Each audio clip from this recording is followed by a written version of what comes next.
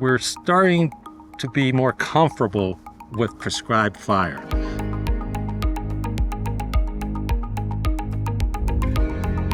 One of the best things we're learning from Indigenous communities is using fire to fight fire. And the main tool is prescribed fire. You use fire when it's not one of those extreme days, but when you can manage it, and it removes the fuel, which helps prevent those catastrophic fires. Wildfires can be forecasted, not perfectly, just like a weather forecast, but we can know when and where to expect fires, human-caused fires and lightning-caused fires. And this allows us to move resources, crews, helicopters, etc., to be prepared for those fires, which will reduce the likelihood of a catastrophic fire. So there's many things we can learn from local knowledge and Indigenous knowledge.